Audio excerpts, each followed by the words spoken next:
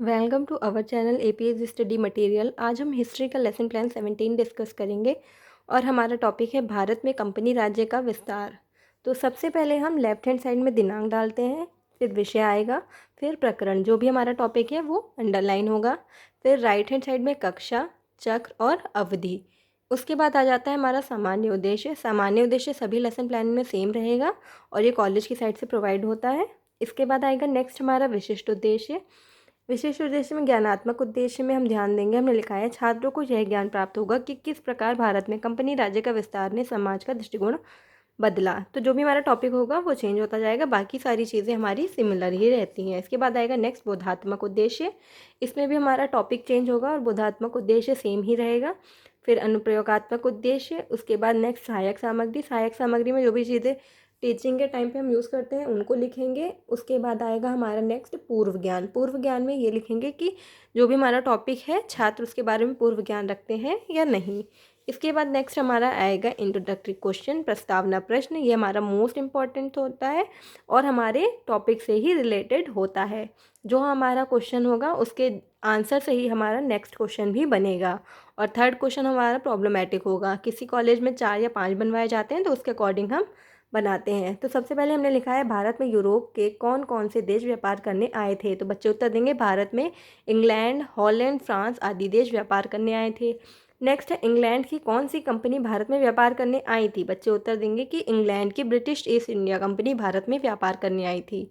Next है British east India company ने किस प्रकार भारत में अपना विस्तार किया। तो ये प्रॉब्लमेटिक क्वेश्चन हो जाएगा, बच्चे इसका आंसर नहीं दे पाएंगे तो हम उद्देश्य कथन में लिखेंगे कि ब्रिटिश ईस्ट इंडिया कंपनी ने युद्धों के माध्यम से भारत में अपना विस्तार किया। आज हम लोग भारत में कंपनी राज्य का विस्तार नामक पाठ का विस्तार पूर्वक अध्ययन करेंगे। इसके बाद नेक्स्ट हमारा आता है हिस्ट्री में 4 टीचिंग पॉइंट होते हैं। तो ये हमारा पहला है कि अंग्रेजों की कूटनीतिक चाल। तो पहला क्वेश्चन है हमारा भारतीय शासक आपस में किस लिए युद्ध करते थे। बच्चे इसका आंसर देंगे। फिर नेक्स्ट है अंग्रेज किस कूटनीति से भारतीय राज्यों को कंपनी राज्य में मिला रहे थे।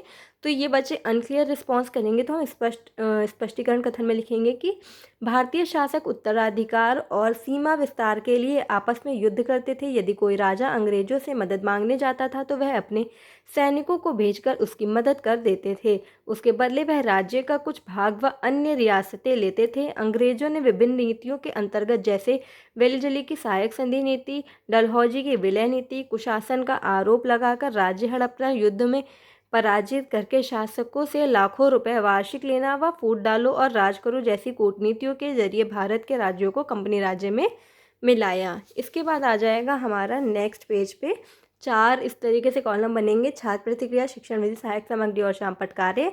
जो भी पहले का आंसर है वो यहाँ लिखेंगे, दूसरे में अनक्लियर रिस्पॉन्स है वो लिखेंगे, स्पष्टीकरण के सामने लिखेंगे कि सभी छात्र ध्यानपूर्वक सुनेंगे।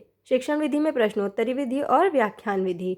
सहायक सामग्री में हम लिखेंगे कि शामपट की सहायता से समझाया। अगर हमने ब्लैक बोर्ड की हेल्प से समझाया तो वो लिखेंगे या फिर कोई टीचिंग एड यहाँ पर लगाएंगे। शामपट कार्य में हम लिखेंगे कि वेलिजली की सहायक संधि नीति, डलहौजी की विलय नीति, फूट डालो राज करो कूटनीति के जरिए भारत के राज्यों को कंपनी राज्य में मिलाया।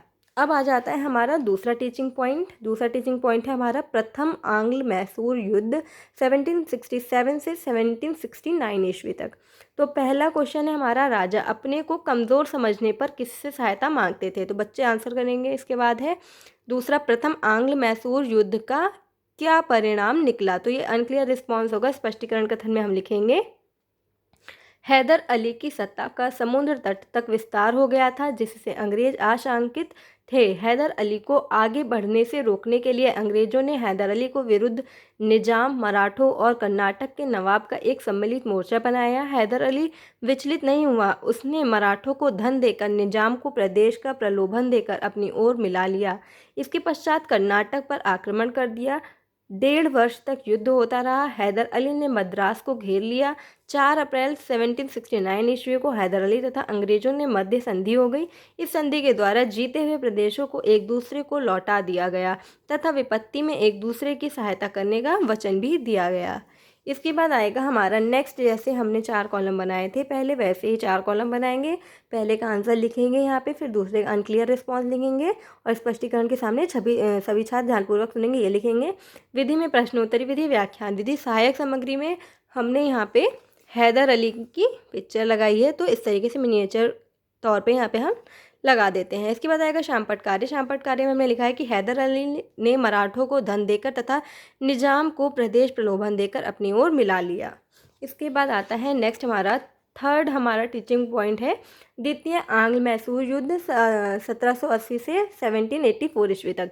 पहला क्वेश्चन है हैदर अली की सत्ता का कहाँ तक विस्तार हो गया था। दूसरा है अंग्रेजों ने हैदर अली की सहायता क्यों नहीं की। स्पष्टीकरण कथन में हम लिखेंगे 1771 ईस्वी में मराठों ने हैदर अली पर आक्रमण कर दिया। हैदर अली ने अंग्रेजों से सहायता मांगी क्योंकि अंग्रेजों व हैदर अली के मध्य 1769 ईस्वी की संधि में यह कहा गया था कि विपत्ति परिस्थिति में एक दूसरे की मदद की जाएगी, परंतु अंग्रेजों ने हैदर अली की सहायता नहीं की। हैदर अली ने निजाम व मराठों से मिलकर अंग्रेजों के विरुद्ध एक मोर्चा बनाया तथा जुलाई 1780 ईस्वी में कर्नाटक पर आक्रमण कर दिया तथा अंग्रेज सेना को परास्त कर अकीट जीत ली। अंग्रेज ने निजाम तथा मराठों को हैदर अली से अलग कर दिया, जिससे नवंबर 1781 ईस्वी में हैदर अली पराजित हुआ। 1782 ईस्वी में हैदर अली ने अंग्रेजों को बुरी तरह हराया। 6 दिसंबर 1782 ईस्वी को हैदर अली की मृत्यु हो गई। मृत्यु के पश्चात उसके पुत्र टीपू सुल्तान ने राज्य का उत्तराधिकार संभाला। इसके बाद आ जाएगा हमारा नेक्स्ट, जैसे हम 4 कॉलम बनाए थे वैसे ही बनाएंगे। पहले का आंसर लिखेंगे, दूसरे का अनक्लियर रिस्पॉन्स लिखेंगे और स्पष्टीकरण के सामने सभी छात्र ध्यानपूर्वक सुनेंगे ये लिखेंगे। विधि में प्रश्नोत्तरी विधि, व्याख्यान विधि, सहायक सामग्री में श्यामपट्ट सहायता की समझाएंगे वो लिखेंगे। श्यामपट्ट कार्य में हमने लिखा है 6 दिसंबर 1782 ईस्वी में हैदर अली की मृत्यु हो गई थी। इसके बाद आ जाता है हमारा 4th टीचिंग पॉइंट है तृतीय आंग्ल मैसूर युद्ध 1792 ईस्वी। तो पहला क्वेश्चन है हैदर अली के पुत्र का क्या नाम था और दूसरा है अंग्रेजों का मैसूर के विरुद्ध तीसरा टकराव कब हुआ। स्पष्टीकरण कथन में हम लिखेंगे अंग्रेजों का मैसूर के विरुद्ध तीसरा टकराव 1790 ईस्वी में हुआ। त्रावणकोर के महाराजा ने डचों से कोचीन रियासत में स्थित जकोटे तथा क्रगानूर मोल लेने का प्रयत्न किया था, जिसके कारण टीपू ने आक्रमण कर दिया। अंग्रेजों ने त्रावणकोर के राजा के पक्ष में टीपू पर आक्रमण किया। अंग्रेजी सेना श्रीरंगपट्टम तक पहुंच गई। टीपू ने इसका कड़ा विरोध किया। जब टीपू ने देखा कि युद्ध जारी रखना असंभव है तो उसने 1792 ईस्वी में श्रीरंगपट्टम की संधि कर ली। इसके अंतर्गत अंग्रेजों को 12 डिडी गुल तथा मालाबार मिला। टीपू को 3 करोड़ रुपए युद्ध क्षति के रूप में भी देना पड़ा। युद्ध के इस दौर में टीपू की बहुत क्षति हुई। वह अपने राज्य को पूर्णतः समाप्त होने से बहुत कठिनाई से ही बचा पाया। इसके बाद सेम जैसे हम 4 कॉलम बनाते हैं वो बनाएंगे। पहले का आंसर लिखेंगे टीपू सुल्तान, दूसरे का अनक्लियर रिस्पॉन्स और लिखेंगे सभी छात्र ध्यानपूर्वक सुनेंगे। विधि में प्रश्नोत्तरी विधि, व्याख्यान विधि, सहायक सामग्री में हमने यहाँ पे इस तरीके से टीपू सुल्तान की पिक्चर लगाई है तो वो आप दिखाएंगे यहाँ पे।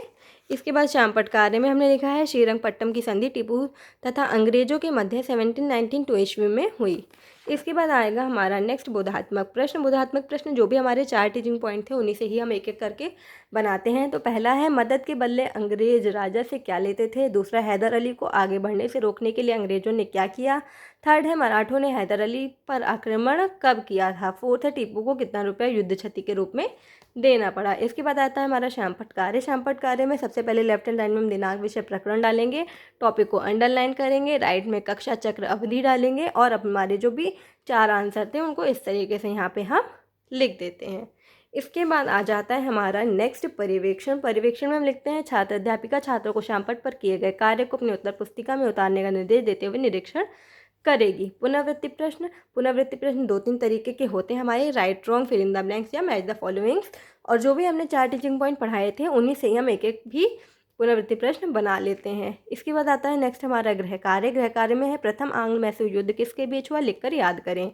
गृह कार्य देने के बाद हमारा एक लेसन प्लान कंप्लीट हो जाता है। उम्मीद है हमारी इस वीडियो से आपको अगर अपना लेसन प्लान बनाने में हेल्प मिले तो हमारे चैनल को लाइक करें, शेयर करें एंड सब्सक्राइब करें। Thank you.